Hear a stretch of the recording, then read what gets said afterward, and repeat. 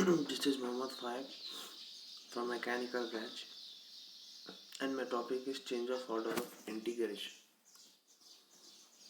In calculus, the interchange of the order of integration is a methodology that transforms iterated integrals or multiple integrals through the use of Fubini's theorem of functions into other, hopefully similar, integrals by changing the order in which the integrations are performed. In some cases, the order of integration can be validly interchanged, in others it cannot. The problem for examination is evaluation of an integral of the form double integral from d f of x comma y dx dy, where d is some two-dimensional area in xy plane. For some functions, f straightforward integration is feasible, but where that is not true, the integral can sometimes be reduced to simpler form by changing the order of integration. The difficulty with this interchange is determining the change in description of domain D. So, if the limits of the integration in double integral are constants, then the order of integration can be changed, provided that relevant limits are taken for the concerned variables. Where the limits for inner integer functions of a variable, the change in the order of integration will result in the change in the limits of integration. Given a double integral of df of x comma y dx dy, both functions f of x comma y lie over a region D.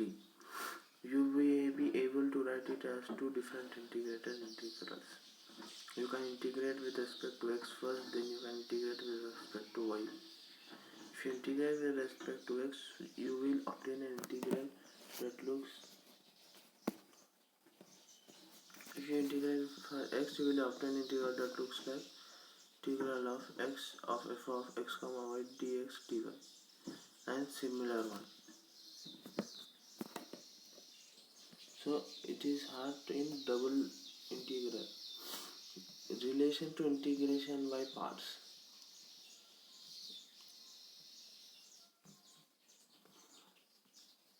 For application to principal value integrals,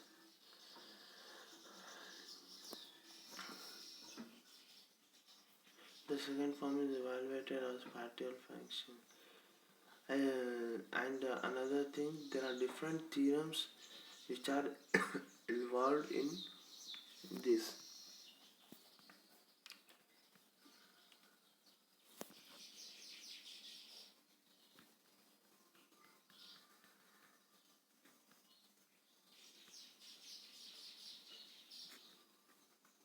While evaluating a double integral, in the expression, the second integral is calculated first with respect to y and x is held constant.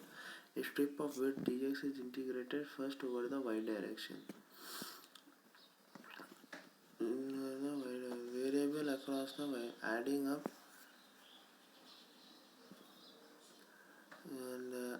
up we can assume in the left panel of